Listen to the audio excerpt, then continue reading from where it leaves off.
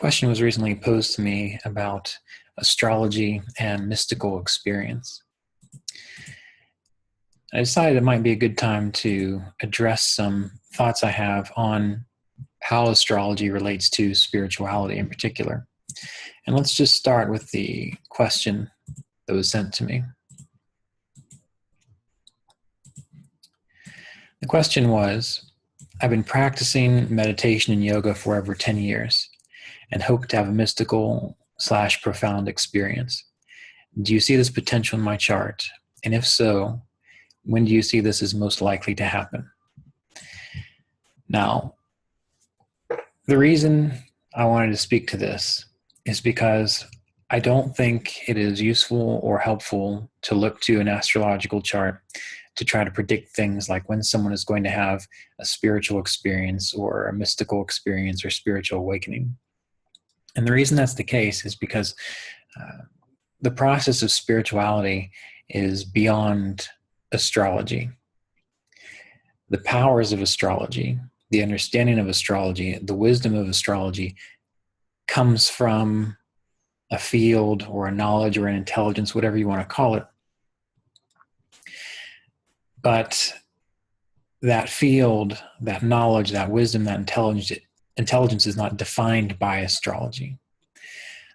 This is a question that is very dear to my heart because, as many of you know, before I even got involved in astrology, my first interest and main love was with meditation, yoga, yogic philosophy, and so on.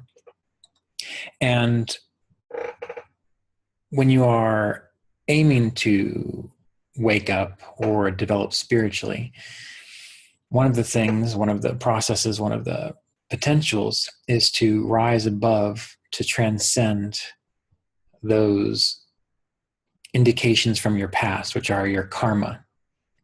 And the karma is held within the birth chart.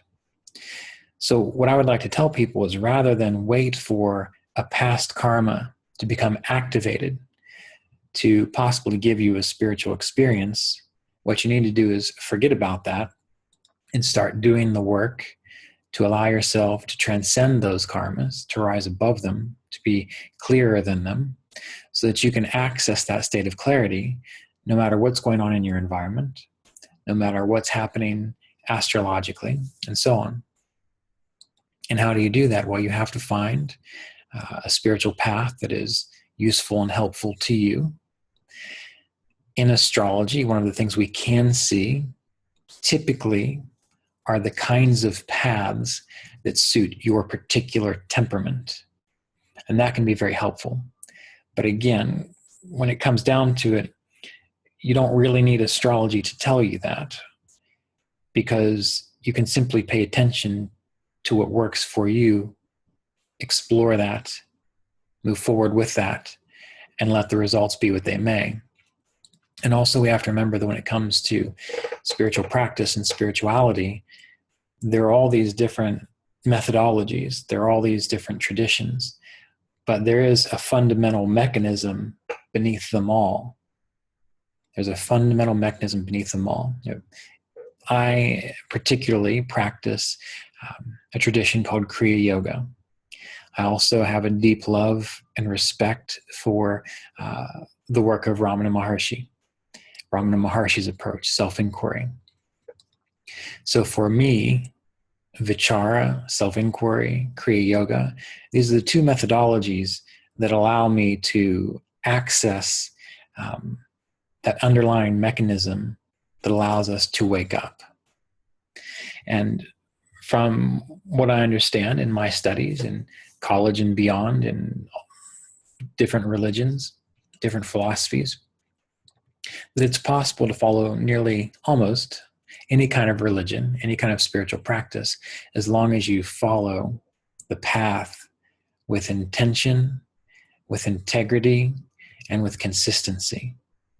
And then what happens is, as you move through life, you are less influenced by your past, your karmas. That's why we have this idea of sin. What is sin? Sin is simply an over-identification with momentum from the past. And the more we perpetuate that by certain activities, the less clear we become.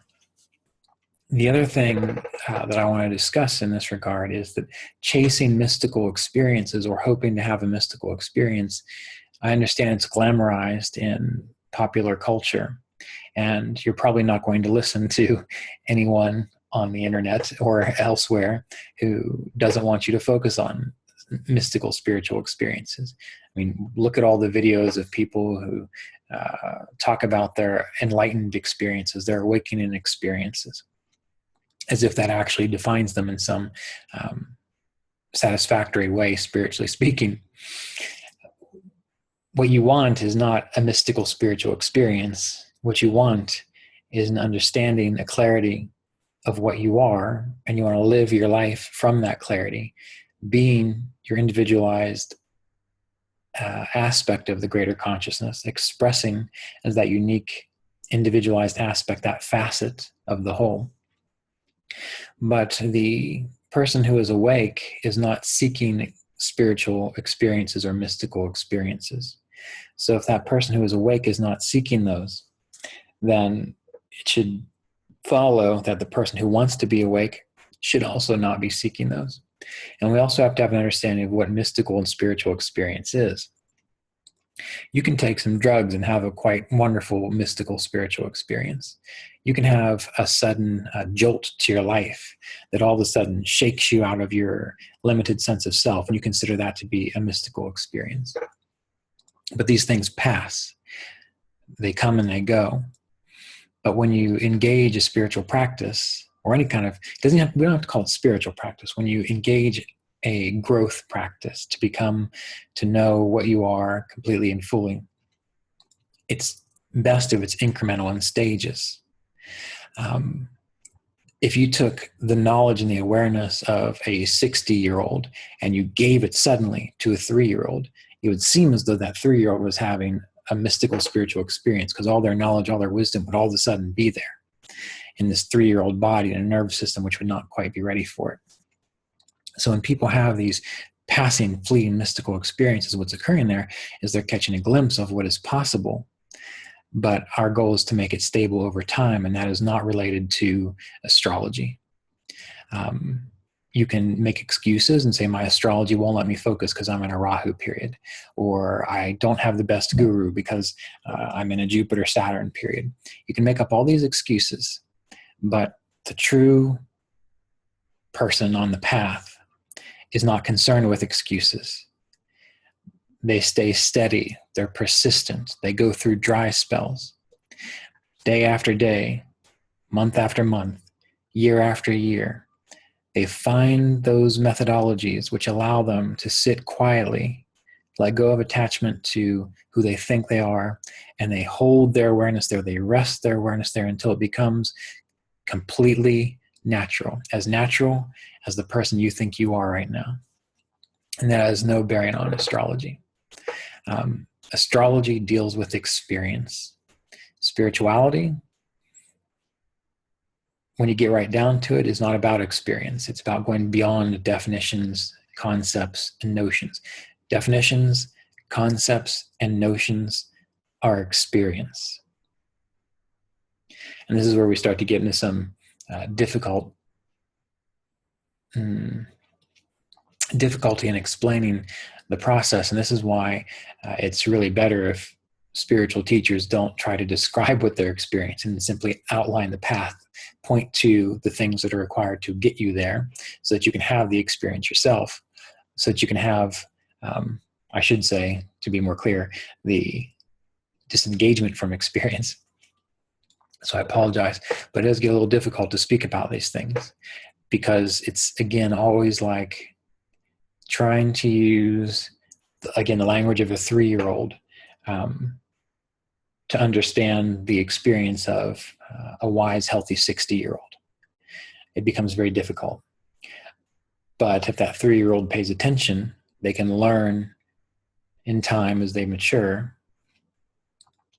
to listen, apply what the 60-year-old knows so that they too can release themselves from experience into that which is beyond time and space. Anyway, so to summarize, astrologically, I don't want to encourage anyone to define themselves through their astrology. Because you can look at one chart and say, look at that wonderful Jupiter, look at that wonderful Venus, they must have a lot of wisdom. Well, it's possible. Or they could just be in a state that seems peaceful and content. And so they mistake that for wisdom. You know, we always have to remember that when it comes down to people, if there's no stress in your life and you're experiencing contentment, there's nothing special about that. But it's the individual, which is why I often say that Saturn is the true planet of faith. It's the person that can be in a state of contentment because of the way the environment is organized. They can also be in a state of contentment when the environment does not support that, because they are attuned to what is actually their innate, eternal sense of self, which is beyond astrology. The only reason I focus more on Saturn is because when Saturn is influential in a person's life, if you can develop a state of contentment and clarity within Saturn's field, you can pretty much do it anywhere. So if you've been practicing meditation for a long time, spirituality for a long time, and you're thinking, I'm going to go to an astrologer to find out when I'm going to have this awakening experience or this mystical experience, don't. You're going to waste your money. You're going to waste your time. If you want to talk to the astrologer about what are the paths that might be more suited to your temperament, well, that's fine. If you want to talk to an astrologer about the weird idiosyncrasies and notions and concepts and hiccups you have in your consciousness that prevent you from spiritually maturing, I think that's fine too. But if you really want to be awake and clear, forget about astrology. Just do the work that needs to be done, which is essentially letting go of attachment to your definition of yourself as a small you, as a concept, as a notion. Learning to hold your attention. I'm going to use the word internally here, but I just hold it somewhere. Hold your intention, your attention. Hold your attention internally to where no thoughts trouble you, to where you are not pulled or swayed in any direction. And you have to find out for yourself how that's done. You can listen to teachers, you can read books, but remember there's theory and there's practice. We always forget this. And you're never going to find it following another's path. You might benefit from their knowledge and their experience, but you are the one that has to figure out, how do I stop that thought in my head? And maybe it is that someone gives you a mantra and that's what does it.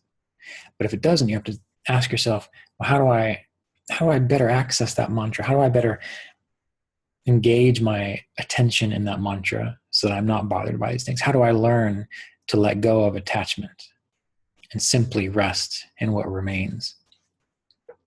That's for you to figure out. A teacher, a guide can help, but at the end of the day, you're the one that has to do the work. You're the one that has to do the work. Again, just like I always say, when you learn to ride a bike, you can have someone tell you the physics behind it, the mechanics behind it, but none of that's going to help you until you get on it and start to feel your way into it. And that's a very personal experience. So even if you go to an astrologer and they help you by understanding your temperament, you still have to feel your way into it because it's a personal path. And there's support. If you ask, if you pray, if you contemplate, what do I need? You will get insights. You will get guidance. You will have things revealed to you, but you have to take advantage of those things that are revealed to you and step by step, incrementally listen and trust and build up that faith until you're guided into that state of clarity beyond experience as you know it, concepts as you know it. So this is why I don't like to speak about spirituality and awakening experiences and so on in relationship to astrology, because it's, if you do that, you're coming at spirituality from a level of consciousness that is innately binding, and that's not the point of astrology. So keep this in mind.